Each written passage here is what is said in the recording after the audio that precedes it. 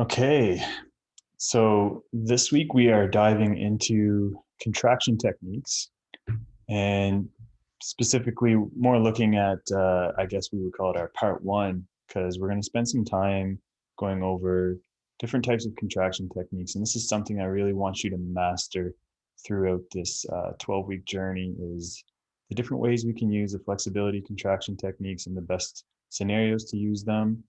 I want to create a lot of discussion around them and share our experiences with them. So we're going to start off with discussing some of the more basic ones in this week's lesson. So, for us as coaches, it's not only our role to get someone in a stretch position, but also we want to be able to teach users how to make connections in the stretch. And we can do so by teaching them how to create the best isometric contractions in a stretch. The research shows that the most effective way to gain result and increase range of motion is by using isometrics. So for us, instructing how to do this in a variety of ways has to be at the forefront of our coaching skill set.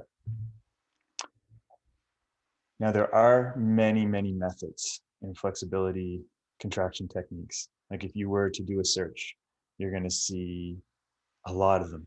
And they all claim to be the best. But it's important for us to note that the primary result of all of these techniques is just to create an isometric contraction. And we should not be getting overwhelmed by which one is the best, but rather learn to choose the appropriate technique for the specific client. And that's really what I want you to gain from all of the experience I'm giving you with this is that there's no best way. I have favorite ways, and there are scenario-based ways that are the best, given the situation. But there's so many. Do not get overwhelmed. Do not think that, one way is the way.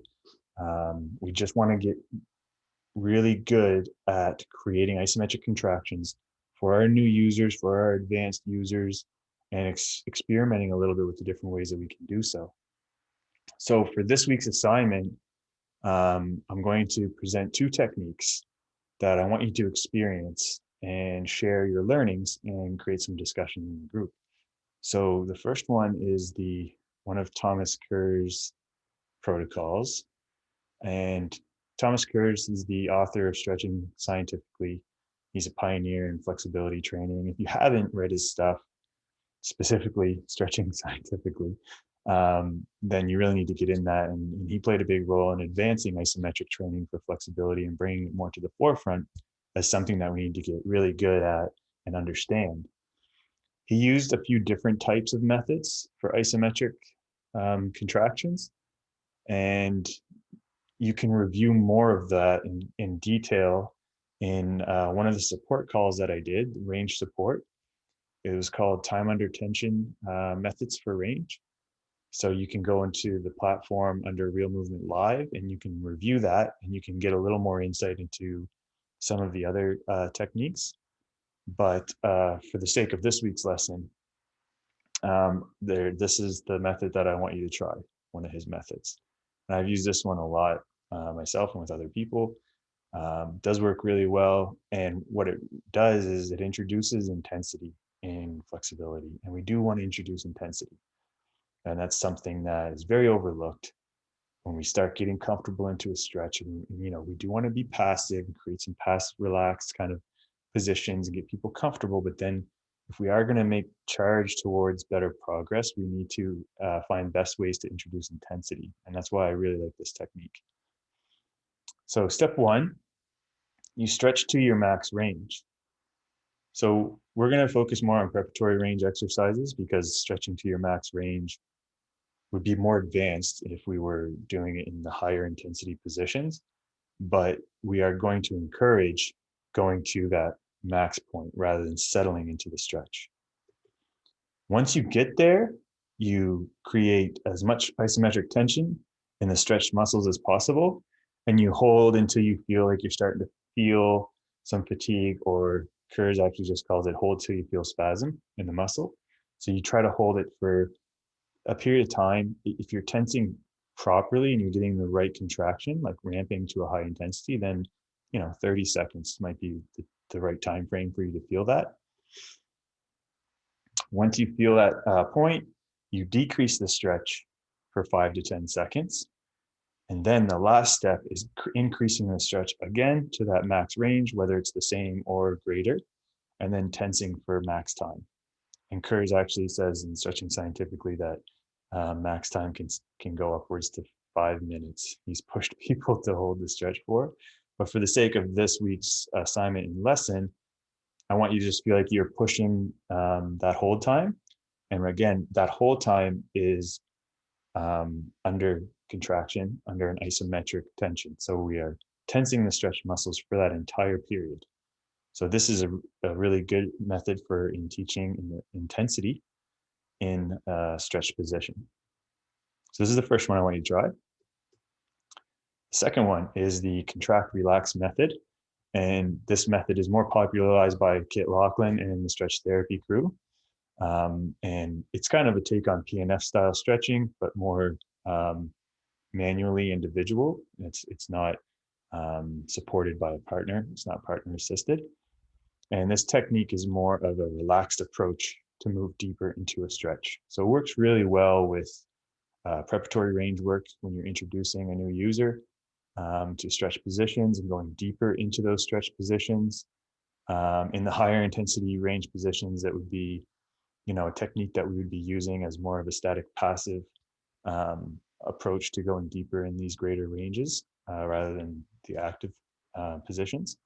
So this protocol is first about getting comfortable into a stretch. So you move the limb comfortably into a stretch for 30 seconds. So this is more about settling into the stretch. So I presented last week the breathing techniques. We were doing, 3 breaths in through the nose, 3 breaths out through the mouth during the duration of that 30 seconds. We did a 60-second one, but this protocol, it's just about getting comfortable for 30. Step 2, you're going to contract opposite to the stretch. So however the muscles are being stretched in whatever way, just think opposite movement is the contraction. So if I am trying to stretch out into a hamstring stretch, then the contraction is like pulling back as if I'm trying to not let the hamstring stretch. So trying to actually create that contraction the opposite direction. The time that you do this is dependent on the size. So I'm going to let you guys choose the ones that you're going to use. But for this contraction, it's 15 seconds is recommended for small muscle groups and 30 seconds for larger muscle groups. So just think if I'm stretching my arm, it's more like bicep pec versus if I'm stretching my quads, smaller muscle group, big muscle group, calves would be smaller. So just keep that in mind when you're applying that. Then we relax on the breath. So we're going to take a breath in during the contraction. We're going to relax, breathe out, and move deeper into the stretch for around the same time that we were spending getting comfortable in it, for 15 to 30 seconds. And then we repeat this process, step 2 and 3, for 2 more rounds. So you end up being in the stretch for a few minutes. So your assignment for this week is to choose 2 different preparatory range exercises that are stretched specific. There are a couple in there that are agonistic specific, but we want this to be more antagonistic approach. If you need help choosing exercises, you can message me and I can give you some recommendations. Or if you've chosen some and you want to verify that they're good ones for these techniques, you can also send me a message and I'll clarify. I'm going to attach the exercise library to this assignment so you can browse there. I'll also attach a review of these 2 techniques so you kind of have a cheat sheet so you don't have to keep going back to this video and you can review that.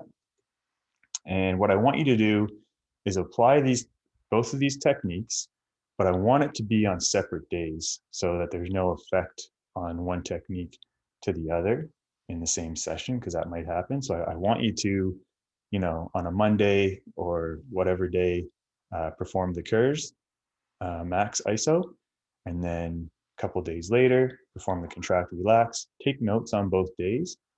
And then what I would like you to do is to comment on this post and highlight your experiences and what you took away from each technique, what was good, what you thought, is beneficial. They're both beneficial. So what you think is like beneficial for the contract relax versus Kurz, and share a little bit of what you experienced when you did that. So that's it for week 3. Still moving our way. If you want to go back to the Range of Strength certification course and review some of those lessons as well to match up with what we're learning, we are still moving our way through those first couple lessons that are heavily focused on those introductory points to stretching. So chat with you guys soon.